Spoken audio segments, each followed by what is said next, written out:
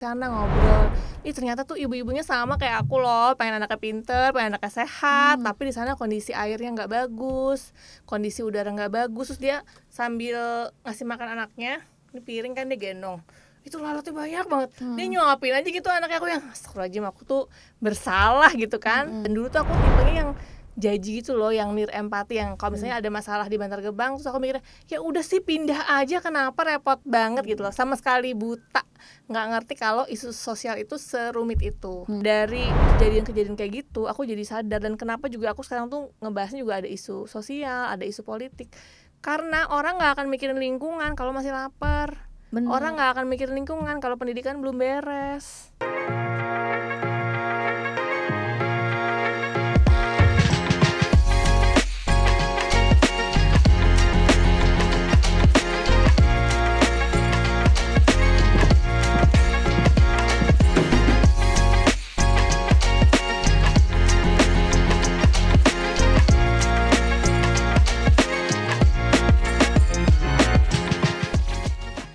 Hai, aku Thea, welcome to Titik Karir. Sudah sejauh mana perjalananmu?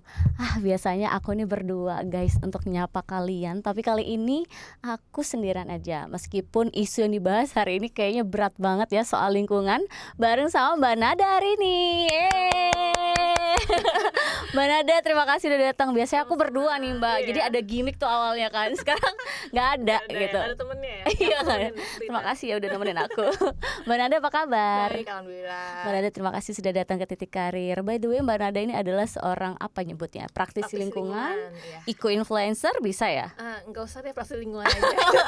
Nggak mau disebut influencer dia guys. Padahal aku tuh dulu ketemu Mbak Nada waktu followersnya masih sekitar 10 ribuan ya Mbak ya. Terus sekarang udah 150-an, iya nggak? Iya, kita harus Gila sih, cepat sekali. Karena konsisten bikin konten. Nah, kontennya Mbak Nada ini guys, jadi soal isu-isu lingkungan ya Mbak ya.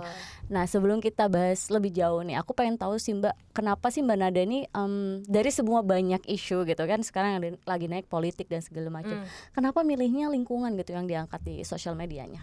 Nah, kalau yang dulu aku emang temanya lingkungan. Kalau sekarang sih udah mulai ada bergeser juga ya. Bergeser isu ada ya. isu sosial, ada isu politik juga gitu. Kan ternyata itu berkaitan gitu. Nah, zaman dulu kenapa ketika konten tuh orang kan pada konten mungkin lifestyle gitu kan, yang keren atau beauty gitu kan. Aku malah ngacak-ngacak sampah gitu ya. Nah, itu tuh dulu awalnya mungkin aku berkaca dari pengalaman aku. Jadi aku tuh dulu kayak manusia kota pada umumnya. Jadi kalau lihat masalah lingkungan, lihat masalah sampah, aku nggak ngerasa itu bukan masalahku. Kayak bukan tanggung jawab kita. Kayak yalah, gue udah capek ngurusin anak gitu kan, mendingan aku fokus membesarkan anak. Dan aku nggak ngerasa itu masalah aku gitu. Aku ngerasa kalau ada isu lingkungan ya udah serahin aja ke LSM, kayak NGO, itu kan emang ahlinya gitu ya. Nah, terus komunitas homeschooling anakku. Jadi anakku tuh nggak pernah sekolah formal. Dari dulu homeschooling, dan kita ada komunitasnya. Di 2015 mereka itu mulai minim sampah. Aku termasuk yang double, yang dalam hal itu ngapain sih kayak gini, ribet banget. Aduh, ribet gitu. ya, Iya, dalam hati tuh gitu. Tapi senyum.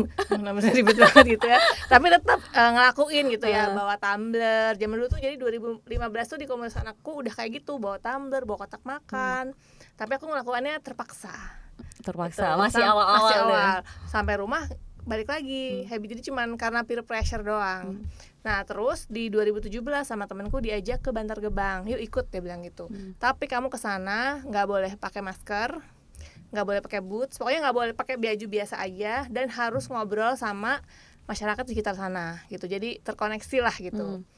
Terus aku bawa anakku itu masih umur 4 tahun. Oh iya, diajak ke Bantar Gebang? Iya, ke Bantar Gebang. Terus sampai sana tuh ngobrol, dan aku ngeliat, astaga, ternyata sampah gue nggak kemana-mana ya, cuman pindah di sini doang. Terus aku ngeliat kehidupan orang di sana ngobrol.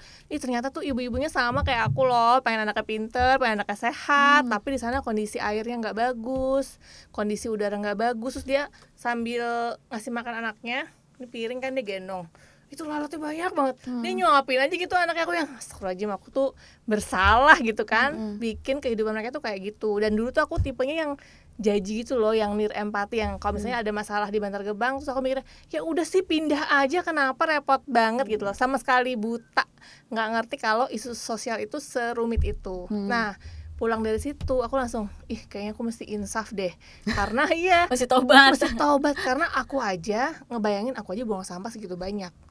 Kalau aku nggak stop itu Bantar Gebang mau sepenuh apa, jangan-jangan ntar anak kan masih kecil kan, jangan-jangan ntar anakku gede di rumah dia tuh isinya sampah semua saking udah nggak ada tempatnya gitu. Dari situlah aku mulai benar-benar komitmen untuk ngurangin sampah, jadi lego tuh beneran minim sampah. Nah dari situ kan belajar dari macam-macam kan, belajar isu nggak cuma sampah doang, air, energi. Terus aku mikir oh ternyata kalau aku sendiri nggak mungkin gitu, jadi aku harus ngajak lebih banyak orang untuk peduli. Jadilah aku mulai konten tentang lingkungan. Oke. Gitu. Nah Mbak, kamu waktu di Bantar Gebang itu apa yang kamu lakukan? Maksudnya selain melihat sosial masyarakat di situ, kehidupannya kayak gimana, lalu apa aja yang kamu lakukan di situ? Terus dengar cerita-cerita apa gitu dari penghuni sana tuh? Iya, jadi kan aku dulu mikirnya orang itu di sana karena ya kemauannya dia gitu. Jadi aku selalu mikir ya udah sih kalau emang airnya kotor. Kita kan suka denger isu-isu gitu kan, orang di Bantar Gebang tuh protes karena bau atau karena airnya kotor, karena si Bantar Gebang. Ya pindah aja gitu kan dalam hatiku. Setelah ngobrol ternyata ada loh beberapa di sana tuh yang dia tinggal di sana duluan. Oh, jadi sebelum ada tumpukan sampah itu dia jadi udah keluarganya udah di situ. Okay. Jadi terus ada Bantar Gebang kan makin lama makin lebar kan. Lalu mereka nggak bisa jual tanahnya karena kan makin murah. Ada juga yang kakek nenek nih, itu menyedihkan sekali sih, kakek nenek dia tinggalnya tuh di atas tumpukan sampah itu, gubuk berdua, dan dia tuh nyewa di situ. Aku merinding. Terus nyewa, terus dia milah sampah gitu, jadi setengah gajinya per bulan itu buat bayar gubuknya, setengahnya buat bayar makannya sama si yang penyewa gubuk itu. Nah terus aku tanya ya kakeknya itu dari mana, aku lupa nama daerahnya apa, tapi dari Jawa Barat. Terus dia bilang, aku tanya kenapa pindah ke sini, karena di sana udah nggak ada pekerjaan lagi. Jadi dia pindah ke situ. Dulu dia bertani, tapi karena udah nggak ada, susah cari kerja, bertani juga susah, dia nggak bisa menghidupi dirinya, dia pindah ke Bantar Gebang jadi pemilah. Dan kalau lihat kondisi milahnya, aduh itu aku sedih banget karena kamu bayangin aja keluar dari rumah kita, sampah itu baunya kayak gimana, bercampur jadi satu. Sampai sana mereka tuh pilahnya bare hand dengan belatung dan segala macem, pilah aja gitu, dipisah-pisah. Aku tuh kayak gila, gue jahat banget ya gitu. Tapi aku kan sering, emang kita ngeliat yang suka-suka milah sampah itu kan emang mereka suka milahnya ya udah kayak mereka sudah terbiasa. Tapi mereka tuh ternyata di sana tuh bukan mereka memilih, tapi mereka kayak terpaksa dan juga keharusan gitu ya Mbak. Akhirnya kehidupan yang bikin mereka kayak gitu loh. Dan mereka juga sebenarnya nggak mau kan kayak ya misalnya kalau ada pekerjaan yang layak, lebih layak siapa sih yang mau kerja kayak gitu, ya kan, lebih bermartabat. Terus anakku kan pernah nih, anakku tuh pernah dapat lihat berita kan, jadi ngumpulin sampah plastik itu akan dibayar per kilonya, waktu itu dia baca 9.000 nggak salah, 9.000. Terus dia bilang gini, nyeletuk, enak ya Bu, ngumpulin sampah doang bisa dapat 9.000 per kilo gitu. Terus aku dengerin tuh, oh gitu, enak ya menurut kamu ya, ya udah deh cobain, aku bilang gitu. Besoknya aku kasih tugas sama kakaknya, kamu ngumpulin sampah plastik. Padahal kan di rumahku tuh sampahnya udah terpilah kan, jadi udah bersih sebenarnya, udah. Tapi di gudang karena aku belum antar ke tempat pemilahan, jadi masih ketumpuk gitu. Ya udah kamu kumpulin sekilo sampah plastik, nanti kita timbang. Udah nih dia sama kakaknya kan bongkar gudang, itu aja udah karena kan namanya gudang apek ya, jadi kayak pengap segala macam, ngeluarin itu segala macam udah ribet banget. Dan itu lama ngumpulinnya. Akhirnya aku bilangnya udah 250 gram aja. Akhirnya cuma kekumpul 100 gram karena kan plastik keringan kan. Terus dia bilang, gampang nggak? Aku bilang, enggak. Dia bilang gitu, kamu bayangin ini kamu masih bersih, aku bilang gitu. Bayangin kondisi di sana. Gitu. Jadi kita kotor kadang-kadang apa dan bersama kan, belatung. Bener, terus udah gitu aku kan pernah ngobrol-ngobrol sama ya yang pemulung itu kan. Di sana kan karena mereka kan freelance lah hitungannya kan, bekerja atas diri sendiri. Freelance bener. Iya kan, itu tuh dia safety-nya nggak ada yang jamin. Kadang-kadang tuh kalau si truk itu baru numpahin, dia kan rebutan tuh. Iya, buat ngisi sampahnya itu kan, rebutan karena ya harus cepet-cepetan kan, sambil beko itu ngambil sampahnya. Kadang-kadang tuh jatuh, ada batu, ada toilet tuh bisa kena kepalanya, pecah. Yang mau ngobatin siapa, nggak ada. Ya kita angkut, sama yang meninggal tuh banyak. Terus mereka tuh sampai kan untuk dapatnya tuh tadi kayak anakku bilang, ngumpulin sekilo lagi susah banget kan. Mereka tuh ngerja mesti dari pagi sampai pagi lagi buat bisa dapat makan. Jadi kerjaan tuh sangat susah, sangat berat. Kita aja ngomongnya biar dia dapat duit, tapi kamu coba deh kerjaan kayak gitu pasti nggak mau gitu. Iya, karena mereka terpaksa juga karena Iya, keadaan yang buat mereka. nggak manusiawi gitu. Dan itu kayak keras banget sampai ada yang cedera dan banyak yang meninggal juga. Banyak yang meninggal dan nggak tahu, nggak tercatat kan. Mereka kan kerja informal banget gitu. Informal banget, kayak ada yang bahkan ada yang banget yang nggak. kadang nggak ada keluarganya nggak nyariin juga Iya, kan kalau mereka. gitu. Oke, berarti dari akhirnya ke Bantar Gebang, Mbak Nada menyadari nih kalau isu lingkungan itu sangat penting gitu. Nah, pertama kali yang Mbak Nada lakukan ketika pulang dari Bantar Gebang untuk memperbaiki lingkungan kita, apa itu, Mbak? Nah, karena di lingkungan komunitas homeschooling anakku itu udah mulai pada ngompos, terus minim sampah kan. Jadi aku pengen melakukan semuanya, gitu kan, dari yang milah, ngompos, terus bawa kotak makan, nggak pakai sedotan, pokoknya semua mau aku kerjain. Akhirnya apa? Aku kerjain marah-marah doang.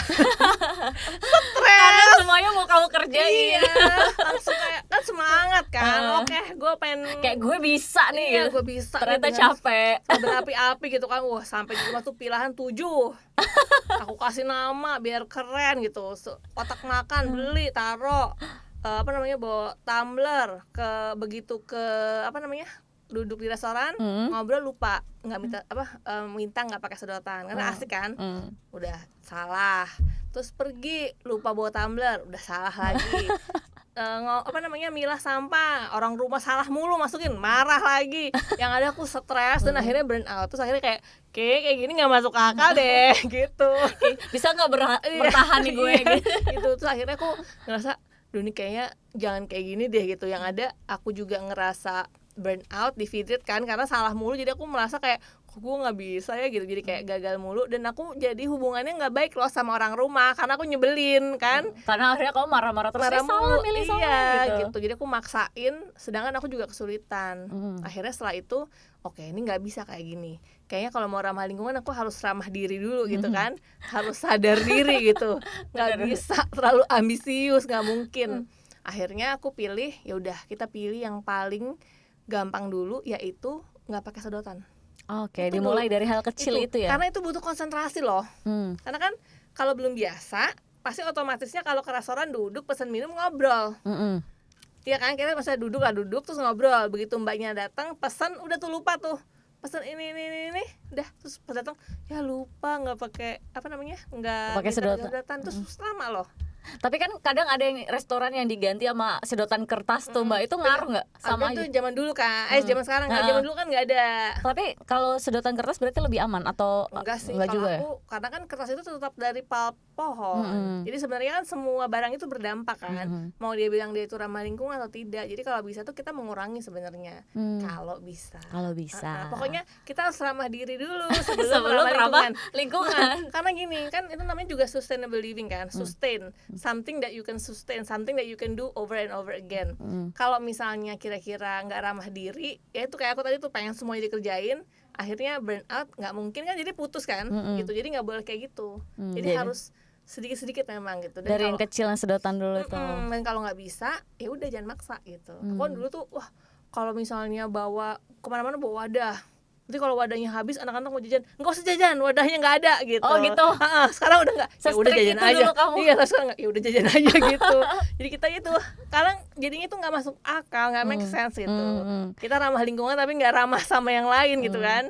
Berarti habis dari sedotan, terus kamu apalagi yang mengubah? Habis sedotan itu udah mahir nih kan, udah hafal nih otomatis ya, langsung otomatis tuh nyambung tuh. Pesan ini nggak pakai sedotan ya, udah nggak perlu diinget-inget gitu kan. Habis itu aku bawa kotak makan sama tumbler. Biar nggak ketinggalan, biar nggak beli plastik itu ya.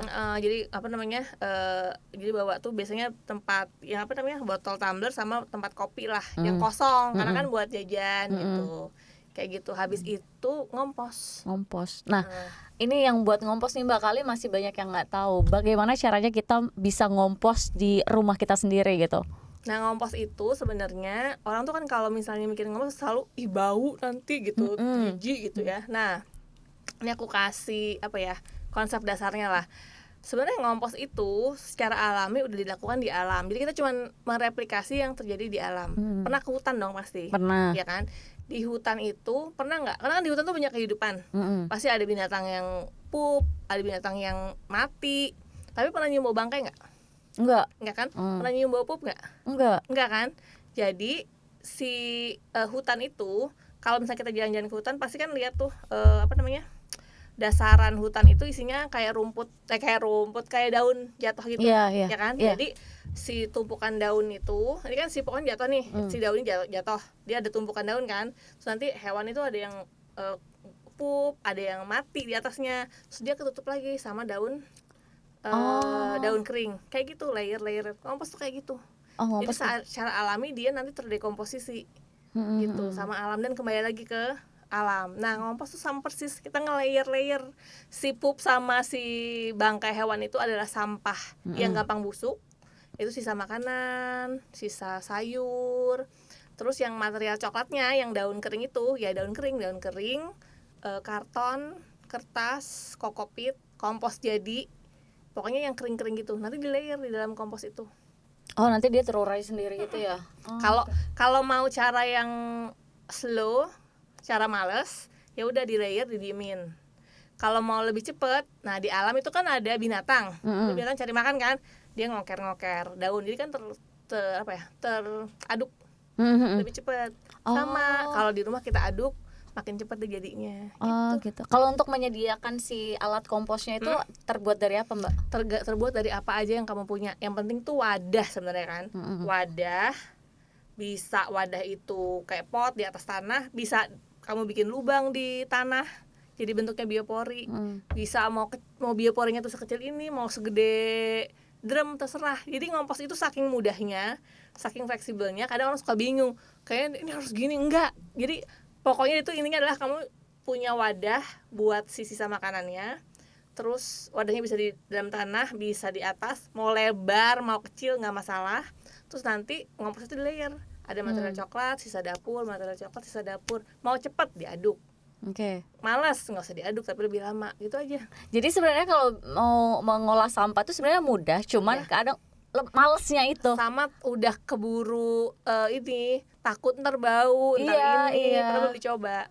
Nah itu malesnya untuk geraknya itu, Mbak. Bener. Mbak Nada ini kan aktif banget di media sosial nih, Mbak. Dari yang followersnya di bawah 10.000 sekarang sudah 150.000. Nah, apa sih Mbak yang bikin kamu tuh kayak wah kayaknya aku pengen berbagi di media sosial deh soal isu lingkungan sosial ini, apa yang bikin kamu akhirnya trigger untuk bikin konten terus gitu? Jadi dulu tuh sebenarnya aku tuh kayak pengen ngisi kekosongan, ngisi kekosongan. Jadi zaman dulu waktu aku baru mulai praktek milah, praktek minim sampah, kan aku dulu awalnya minim sampah ya. Minim sampah.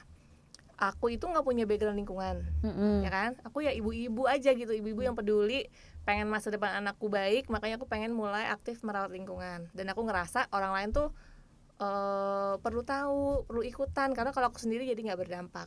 Itu pertama. Kedua, aku ngelihat di sosial media itu yang mulai share tentang lingkungan, ngajakin orang-orang itu galak-galak banget. Oh iya. Jadi nggak ada yang karena mereka tuh backgroundnya lingkungan, jadi militan gitu loh, tau kan, yang kayak lu mesti kayak gini gitu, atau enggak gimana gitu. Nah aku tuh waktu mau share pertama kali tuh sampai takut, kayak bener nggak ya? Itu nanti aku dimarahin lagi gitu. Sotoy banget orang baru istilahnya baru nggak pakai sedotan aja udah mau sok share gitu, nggak punya bagian lingkungan pula, gitu. Sedangkan mereka tuh punya, jadi mungkin mereka lebih galak quote unquote ya gitu. Nah tapi aku semikir tapi mungkin yang kayak aku nih banyak loh gitu kan. Jadi yang pengen mulai tapi takut, yang mau mulai tapi takut salah, atau yang kayak mau mulai aku bisa nggak ya gitu. Nah, aku jadi memberanikan diri, gitu gue ngisi gap aja nih. Jadi kayak ini kan yang udah hardcore nih, udah mampu, udah jago dan sharing juga. Terus ada orang yang kayak aku yang mau mulai tapi takut. Nah di tengah ini kan nggak ada nih yang ngasih tahu, tapi kayak aku juga baru belajar loh gitu. Ya udah jadi aku masuk di situ. Sharing itu aku memang sampai detik ini pun aku sharing kayak gitu. Yang kayak ya udah aku juga masih belajar gitu. Guys, kita sama-sama belajar gitu. Karena aku juga nggak tahu apa-apa, yang what I'm doing might be wrong gitu. Gue juga ngetes doang gitu. Tapi selama berkonten tuh apa yang hal-hal baru yang kamu dapat lagi, Mbak? Pengalaman pasti kan setiap konten pasti ada lagi pengalaman baru, ilmu baru. Kalau aku tuh sukanya karena aku juga istilahnya tuh kan aku juga memposisikan diriku, aku juga baru belajar dan memang aku juga baru belajar juga gitu kan. Jadi kalau ada orang bertanya dan aku nggak tahu, aku mah seru, apa ya jawabannya gitu, pengen tahu. Terus ngompos, dulu kan aku ngompos itu cuman ngompos yang biasa kan pakai tong. Ya. Aku mulai ngompos pakai ayam. Pakai ayam? Iya, itu komposter paling oke. Nanti kita cerita soal itu. Nah, terus? Jadi setelah punya ayam kan itu udah efektif banget kan. Sebenarnya aku ngompos ya udah di ayam aja, tapi aku tetap tuh ngompos takakura lah, ngompos pakai ember, ngompos pakai mesin. Kenapa? Karena orang lain kan pengen tahu. Karena nggak semua orang tuh keadaannya kayak aku bisa punya kandang ayam gitu kan. Jadi aku tetap ngompos di tempat lain karena aku pengen bisa jawab pertanyaannya mereka. Ini tuh banyak yang kayak gitu-gitu. Misalnya kayak dia nanya tentang mbak kalau ngolah sampah yang pakai yang di sink tuh yang dihancurin tuh gimana ya? Karena aku nggak tahu jawabannya kan, jadi aku nyari dulu. Kamu belajar jadi, lagi. Iya, Seru gitu loh. Jadi aku tuh seneng karena orangnya penasaran juga gitu. Jadi aku suka banget kalau dapat pertanyaan yang aku nggak bisa jawab. Jadi kalau misalnya ada yang nanya kamu nggak tahu, kamu melakukan mencari tahu pengalamannya di situ. Gitu. Jadi aku nyari. Nanti kalau misalnya aku bisa tes, aku coba. Gitu. Tapi ada nggak sih yang kayak nge-DM kamu kayak Mbak Nada kayak ngeluh misalnya aku udah mencoba berapa kali nih tapi kayak gagal terus, kenapa ya gitu? Iya, ada? pasti banyak. Gitu banyak. Dan aku bahkan kalau yang kan aku fokusnya tuh banyak kan sering ngompos kan. Awalnya tuh yang bikin naik itu kan kontenku ngompos. Nah, itu malah aku biasanya aku nyuruh orang tuh nanya aja di komen. Karena kalau nanya di komen kan orang lain bisa lihat, bisa belajar bareng, bisa ada yang ngasih tahu tuh ya biasanya. Gitu. Kadang-kadang aku juga malah bikin konten, ayo bantuin teman-teman kita yang mau nanya tapi bantuin jawab ya gitu. Seru banget. Itu yang tadi kompos ayam nih Mbak. Ini aku jujur baru dengar kan, karena aku nggak terlalu itu sama lingkungan. Nah, ini kompos ayam tuh kayak gimana Mbak? Nah, kamu pernah pernah liputan ayam nggak? Pernah. Bau kan? Harga telur dan harga ayam pernah kan? Peternakan Yang bau amonia gitu. Iya. Nah, itu dia bau karena ayamnya di cage kan, di dia nggak bisa kemana-mana kan, di atas kandang, terus dia gitu aja, jadi pupnya tuh numpuk di bawah, kalau belum dibersihkan baunya luar biasa. Makanya orang tuh banyak yang kalau denger merah ayam memang nggak bau gitu kan, sedangkan kalau di kampungnya suka dimarahin orang gitu kan si ayam itu. Nah, dulu waktu aku belajar permaculture, jadi si hewan-hewan itu kan asal dipenuhi hak hidupnya, kita bisa saling bermanfaat gitu. Nah, termasuk salah satunya si ayam. Jadi si ayam ini dia itu punya kebiasaan menceker tanah kan gitu kan. Emang kayak gitu dia kalau cari makan gitu. Nah, itu dipergunakan di kemampuan dia kayak gitu-gitu tuh dipergunakan di kandang ayam buat ngompos. Jadi sisa makanan kita semua dibuang ke tong sampah ke kandang ayam. Nah, pertama dia bisa makan sisa makanannya. Kalau nggak habis sama dia, nanti dia akan ceker-ceker gitu. Nanti dia terkompos. Nah, syaratnya supaya bisa dikompos sama dia adalah kandangnya, dasarnya tuh mesti deep litter namanya. Jadi dia harus dalam, terus isinya material coklat kayak ngompos. Daun kering, bisa pakai kokopit. Berarti layernya masih sama kan? Cuman yang mengomposnya itu pakai si ayamnya gitu, di bawah gitu kan gitu. Nah, terus kan ada pup ayam nih. Pup ayam kan sama material hijau juga, sama kayak tadi yang pup binatang itu. Jadi dia kalau pup, makanya ayamnya tuh nggak boleh di cage yang kecil itu. Jadi kandangnya tuh harus semi umbaran namanya. Jadi tetap di kandang tapi dia bisa jalan-jalan. Dia bebas tapi di dalam kandang masih gitu. Karena kalau dia dibebasin di luar, habislah tanaman. Dirusaknya ayam itu. Terus bisa dimarahin tetangga juga kan gitu. Jadi tetap dikandangin tapi dia bisa bebas bolak-balik gitu. Bisa bebas. Jadi bisa bergerak gitu ya. Bisa bergerak itu dipenuhi kebutuhan keayamannya itu gitu. Nah, terus jadi dia kalau pup, dia tumpahnya jatuhnya ke daun-daun itu. Nanti sama dia diaduk-aduk kan, jadi terkompos. Iya paham. Gitu. Berarti nggak usah kita yang ngaduk, biar si ayamnya aja yang ngaduk. Jadi kita bisa kasih makan, terus kandangnya nggak bau karena dia bebas jalan-jalan. Dan relatifly aku sih sekarang tuh udah lama kan pelihara ayam itu dia nggak pernah sakit. Karena dia kan dipenuhi tuh kebutuhan ayamnya itu. Jadi dia bahagia juga, sehat, bisa jalan-jalan, bener, kayak gitu. Kamu punya berapa ayam tuh Mbak berarti buat ngompos itu? Sekarang tuh 16 kayaknya. Wow, itu mah kamu peternak ayam ya, bikin ternak ayam itu namanya. Tapi sekarang lagi masih kecil-kecil, jadi yang gede-gedenya tuh 6 kayaknya. Banyak juga. Baby kecil-kecilnya. Itu ayam-ayam kayak ayam pejantan atau ayam betina atau bebas? Bebas. Jadi zaman dulu waktu aku pertama kali belajar, aku cuma punya 2 ayam. Ayamnya betina semua. Kamu tahu nggak kalau ayam itu bertelur nggak perlu butuh jantan? Iya, aku tahu. Tahu kan? Aku sampai berantem loh waktu awal-awal. Iya. Banyak yang nggak tahu.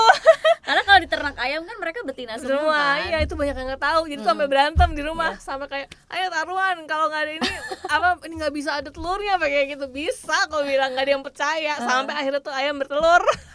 Bisa ternyata.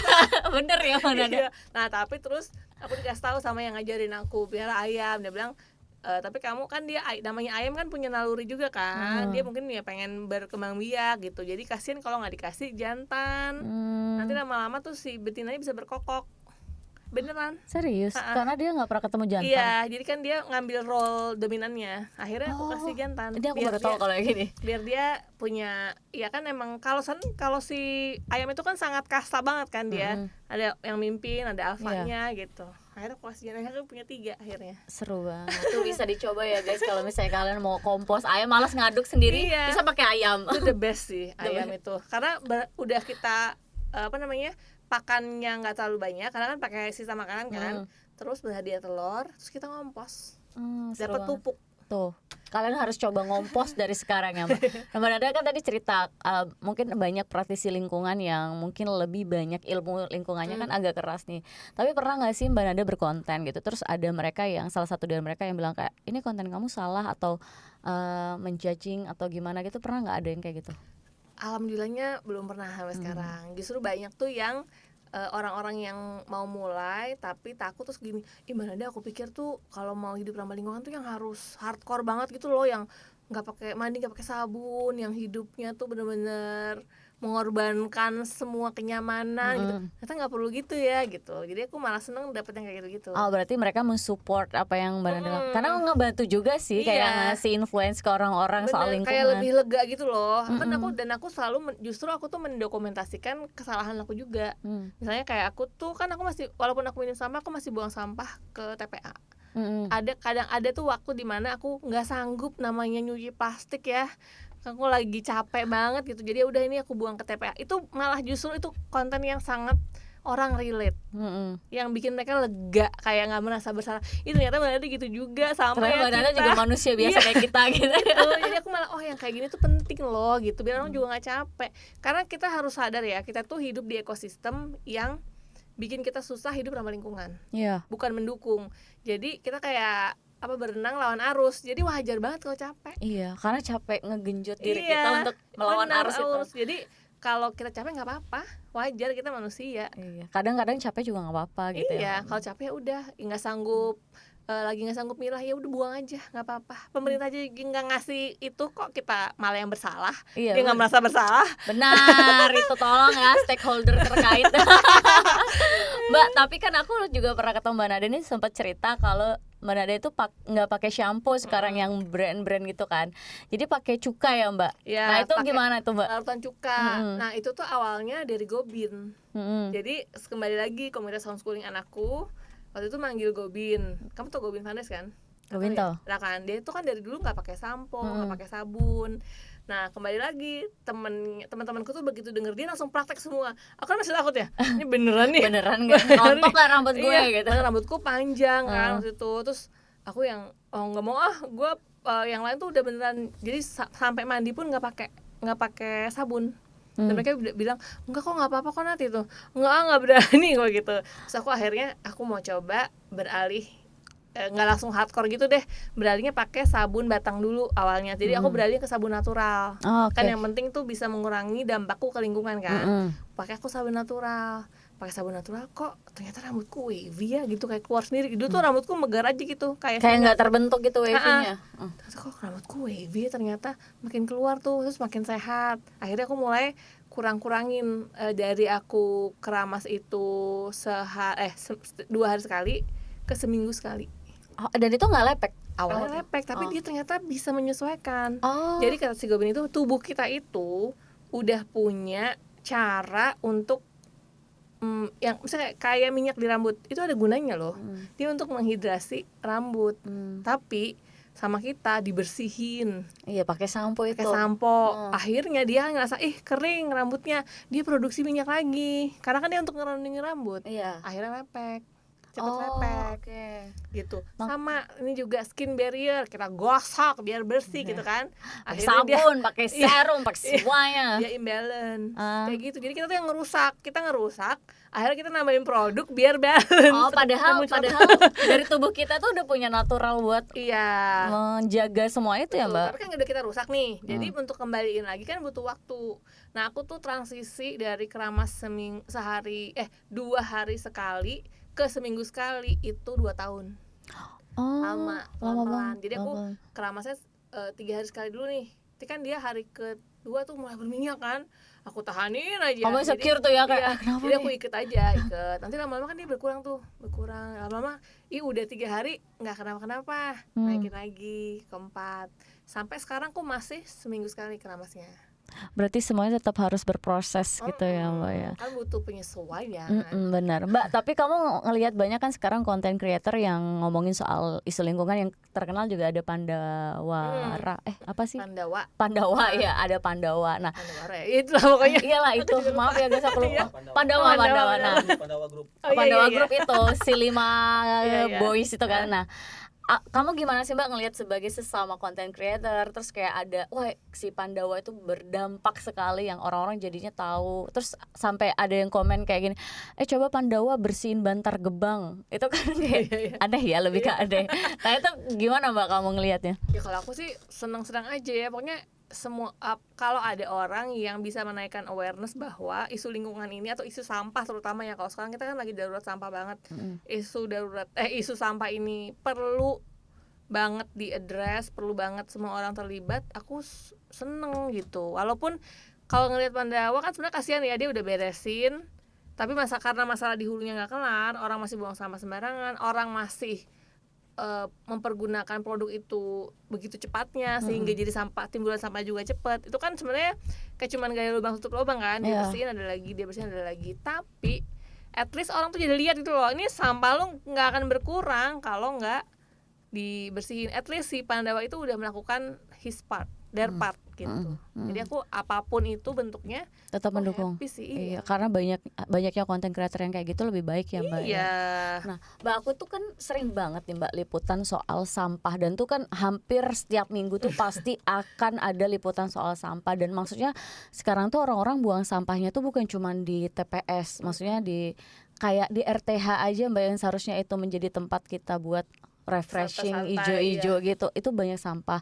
Dan di pinggir-pinggir jalan bahkan mereka tuh udah nggak sungkan buang sampah. Nah, ini apa sih Mbak yang membuat masyarakat pada akhirnya kok jadi makin kayak gini? Bukannya kita kan harusnya semakin ke depan ya menggalakkan si ramah lingkungan itu kan? Nah itu apa?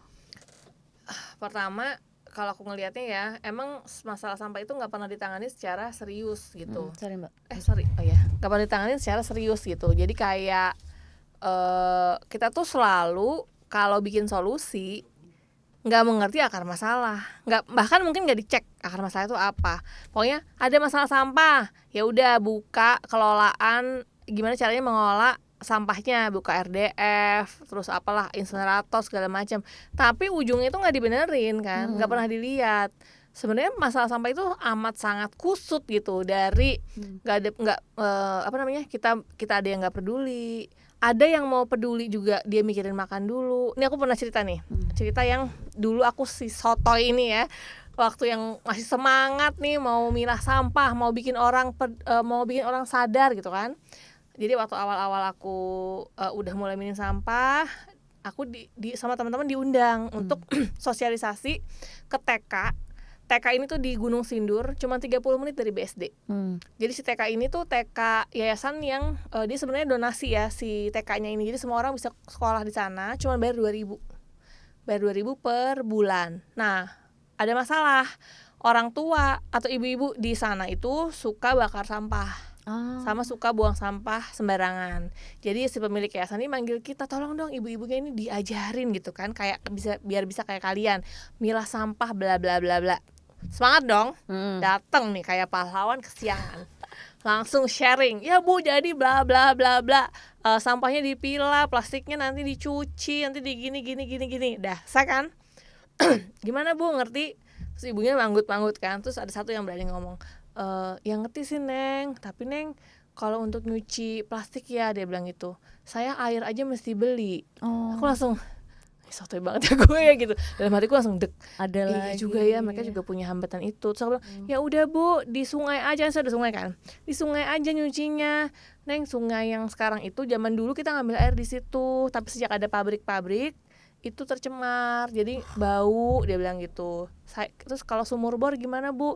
Sumur bor itu kalau kita udah pernah urunan nih ngebor, dia bilang, jadi tuh nanti ada lapisan kayak minyaknya gitu di atasnya, jadi air tanahnya pun udah tercemar gitu. Terus aku, ya udah itu nggak mungkin dilakukan ya, Nggak ada solusi. Terus aku bilang, ya udah Bu, nggak usah milah kalau gitu, yang penting jangan dibuang sembarangan, jangan dibakar ya kan, dikasih aja ke pas sampahnya nggak apa-apa. Tapi Neng, kita kan nggak tinggal di gedongan, nggak bisa bayar pas Si sampah. Aku baru nyadar, lah buang sampah aja tuh privilege ya ternyata. Iya. Selama ini nggak sadar kan. Iya, kan karena ada iuran sampah-sampah itu gitu. Sedangkan dia itu bayar sekolah anaknya aja cuma 2.000. Dia mesti bayar, dia mesti bayar air kan, mesti cari air. Terus aku tanya, jadi bapak-bapak itu kerjanya apa? Jadi mereka itu mereka tuh ngolah lahan kosong gitu loh, berkebun, nanti dijual hasil taninya. Dan sekarang udah banyak lahan itu dijual pengembang, jadi dibentengin gitu, jadi dia nggak punya lahan lagi. Gitu, jadi kan makin susah kan. Udah gitu dia bilang, jadi hambatan lain adalah misalnya anaknya mau sekolah nih, kalau SD itu banyak di sekitar mereka. Cuman anak-anak yang udah mau ke SMP itu kan makin dikit kan. SMP kan masih jauh lagi, dia mesti mikirin transportnya anaknya. Jadi duitnya nggak ada, habis tuh buat anaknya kan. Aku langsung gila ya, ternyata buang sampah pada tempatnya tuh privilege. Jadi gimana dia mau punya habit yang baik kalau buang sampah aja privilege, ya kan? Itu satu cerita. Cerita kedua adalah aku ke Garut, ke Pantai Santolo, kan bagus kan pantainya kan, sama temanku dan bawa anak-anaknya. Jadi kita anak ibu-ibunya 3, anak-anak 6. Kita cari penginapan nih, penginapan depannya pantai, bagus. Kita ngobrol-ngobrol tuh sama si bapak-bapak itu, dia bilang, Neng, kalau anak-anak nanti mau berenang, jangan berenang depan penginapan ya, dia gitu. Kenapa Pak? Gitu. Soalnya orang sini, penginapan situ kalau buang sampah ke pantai, dibuang gitu ya. Aku langsung ngejudge dong gitu kan. Kok bisa gitu kan. Kan bisa dibayar, orang punya penginapan kan. Aku gitu, emang kenapa Pak nggak sanggup bayar pas sampah, kan punya penginapan. Boro-boro bayar, Neng, di sini nggak ada pengangkutan sampah. Bahkan pengangkut sampah aja nggak ada. Wow. Itu banyak di daerah itu kayak gitu. Jadi dari fasilitas aja nggak ada, infrastruktur nggak ada. Ada infrastruktur mereka nggak sanggup bayar. Dan itu bukan jadi prioritas, mereka masih mikirin perut, masih mikirin pendidikan. Makanya mereka kayak ya udahlah sampah ini gitu, kita bisa bakar, bisa apa gitu. Bener. Nah, dari kejadian-kejadian kayak gitu aku jadi sadar, dan kenapa juga aku sekarang tuh ngebahasnya juga ada isu sosial, ada isu politik. Karena orang nggak akan mikirin lingkungan kalau masih lapar. Orang nggak akan mikirin lingkungan kalau pendidikan belum beres. Itu saling terkait loh. Iya, karena mereka mikirin si ekonomi mereka sendiri. Bener, dan wajar dong. Masalah lingkungan tuh bagi mereka udah part belakang banget. Jadi buat aku, tanggung jawab aku untuk yang punya privilege, untuk yang ngerti, untuk nggak nuntut mereka juga. Justru aku harus cari cara gimana mereka bisa yang ini terpenuhi dulu, untuk mereka kemudian bisa mikirin isu yang lain kan. Aku tuh pernah liputan di daerah kawasan Jakarta Utara gitulah Mbak. Memang itu dia mereka tuh membuang sampah di sungai, sampai sungainya tuh hitam banget gitu. Nah ternyata memang waktu aku wawancara emang katanya itu mereka nggak tersedia TPS gitu loh. Jadinya mereka mau nggak mau, biar nggak numpuk si sampahnya di rumah mereka, yang mereka buangnya ke sungai, kayak nggak ada pilihan gitu loh.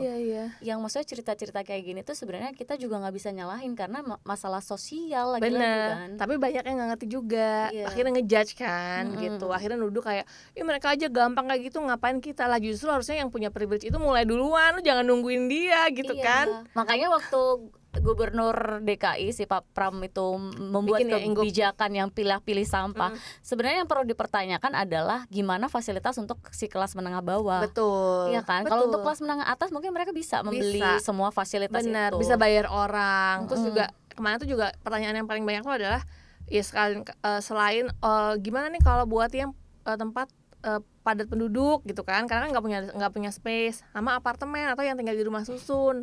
Itu banyak yang masuk ke aku. Itu waktu itu aku liputan gara-gara di rumah susun tuh Mbak, jadinya karena mereka nggak tahu ya, mungkin nggak ada pengangkut sampahnya atau gimana, mereka akhirnya buang sampahnya di depan rumah susunnya di pinggir jalan itu, benar-benar jalannya tuh panjang sampah semua. Nah itu maksudku gini loh, jadi kalau bikin solusi itu nggak lihat akar masalah. Emang akar masalahnya itu karena apa namanya, ya masalah sampah kita banyak. Tapi apakah karena orang tuh buang sampah sembarangan doang? Enggak, kadang-kadang fasilitasnya juga nggak memadai gitu. Sebenarnya mereka juga nggak mau Nggak gitu mau. kan. Atau juga nih kayak sekarang kan udah bikin pokoknya pilah, nggak jelas itu pilahnya gimana caranya. Kalau kayak aku kan udah bisa ya, langsung aku aja pas lihat itunya, ini mah nyusahin orang nggak ngerti gimana caranya gitu kan. Edukasi sih minimal ya. Iya, maksudnya edukasi dulu, dimantepin. Aku nanya ke RT aja, Bu ini dia nggak ngerti juga. Aduh. Kadang kita aja di mall nih kalau ngeliat ada 3 macam warna sampah, kita kan campur. harus baca dulu tuh Mbak, ini bagian yang mana plastik atau apa. Maksudnya kita kan juga maksudnya kita aja yang terbiasa untuk memilah sampah, kadang juga bingung kan mau naruh sampahnya di mana gitu kan. Aduh, itu udahlah, ini masalah. Jadi kalau bikin solusi tuh asalnya yang penting ada solusinya gitu. Ntar mau dia sukses apa enggak, yang penting ada dulu nih solusinya gitu. Harusnya kan di akar dulu sih. Iya, dikulik dulu kan sebenarnya akar masalahnya apa, hambatannya apa, dan harusnya tuh solusinya di tiap level tuh beda-beda loh. Kan orang hambatannya beda-beda kan gitu. Mungkin kalau yang di padat penduduk harusnya ada kompos komunal. Kalau yang udah punya uang mungkin ya ini ada servis nih, lu bayar aja gitu kan. Mungkin mereka mampu gitu. Harusnya kayak gitu, nggak sama rata gitu. Makanya. Nah, Mbak, tapi gini, untuk bisa menjadi konten kreator kan maksudnya pertama kita harus punya knowledge lah ya gitu. Nah, mungkin Mbak Nada bisa nggak sih ngasih kayak apa yang harus dilakukan oleh maksudnya orang-orang yang ingin mencoba menjadi konten kreator khususnya di bidang lingkungan sosial biar banyak nih yang terinfluence gitu Mbak? Pertama adalah jangan berhenti mikir dan berhenti belajar. Karena kan juga topiknya itu sangat luas. Pertama topiknya sangat luas, sangat abu-abu loh. Ngomongin lingkungan itu karena yang ngomongin oh ini barangnya eco-friendly belum tentu, harus dicari tahu dulu eco-friendly di mana. Nah, informasinya itu sebenarnya ada di mana-mana. Cuma kita kan harus rajin cari tahu ya. Jadi itu nggak boleh, semangat penasarannya itu nggak boleh hilang. Terus kalau aku sendiri, aku kan privilege enough tinggal di Jakarta yang aksesnya banyak. Di sini tuh banyak acara-acara lingkungan. Atau NGO tuh suka deh bikin acara bincang apa. Itu aku sebenarnya, kan aku hanya orang umum ya, kadang-kadang juga kayak ngapain sih datang kayak gitu, tapi aku mah datang aja gitu karena aku pengen tahu, denger, karena dari yang ahlinya tuh sharing kan aku dapat knowledge kan, dan itu aku bisa bertanya di situ, aku bisa dapat perspektif yang lain, jadi tahu gitu. Nah karena aku sering datang ke ke tempat-tempat seperti itu, terus aku jadi tahu oh ini ada fakta ini ya, cari tahu lagi, jadi aku kayak connecting the dots gitu loh. Tapi aku nyari-nyari sendiri dotsnya gitu. Nah menurut aku kita sebagai content creator harus punya rasa tanggung jawab bahwa yang aku sebarkan ini infonya udah aku cross check berulang-ulang. Harus ada tanggung jawab itu ya, jangan asal untuk dapetin view. Jangan langsung dari AI langsung deh. Iya bener, itu bisa salah loh, kadang dia bodoh bener. Serius aku udah bikin, kalau misalnya nanya gitu kan, mana coba linknya aku mau tahu, aku bilang gitu, dia salah hitung. Gitu. Itu makanya jangan langsung nyaplok, harus karena gini, kalau aku tuh selalu aku sendiri konten, tapi aku nggak punya tuh konten idea, konten jadwal tuh nggak ada. Karena aku akan konten yang aku pengen share, yang menurut aku penting untuk di share, yang menurut aku penting untuk orang tahu, atau aku sesuatu yang aku baru belajar. Jadi aku nggak pernah konten for views. Karena buat aku tuh bahaya, apalagi kalau ngomongin lingkungan ya. Karena kan kadang-kadang to get the views kamu harus clickbaity atau jadi sharing yang nggak oke gitu kan, yang informasinya kurang tepat ya, just for the sake of views gitu. Jadi aku selalu ngonten atau dapat ide tuh yang oh ini menarik nih untuk di share, atau oh ini isunya lagi ini nih gitu. Jadi aku cari tahu dulu. Jadi aku share itu untuk aku belajar. Jadi aku sebenarnya resharing something yang aku pelajari gitu. Oke, jadi kayak jangan gitu. Asal tuh guys, kalau misalnya mau bikin konten harus tetap check and recheck ya. Karena kalau untuk lingkungan, masalah isu sosial, politik itu ada ininya ya, ada respons kayak jurnalis lah ya. Iya benar. Ada tanggung jawabnya gitu di situ. Berat tanggung jawabnya. Bener. Tapi Mbak terakhir nih, menurut Mbak Nada menjadi seorang content creator sekarang itu menjadi profesi yang menjanjikan gak sih Mbak? Atau ya udah jadi content creator for sharing aja gitu, bukan buat for Kalau money? aku emang bukan dari awal, aku nggak, makanya aku nggak suka dipanggil influencer karena aku nggak mau jadi influencer. Tapi kamu influencer. Tapi aku nggak berniat itu. Aku cuma mau sharing. Aku tuh awalnya kan pengen ngajakin orang lebih banyak yang peduli lingkungan.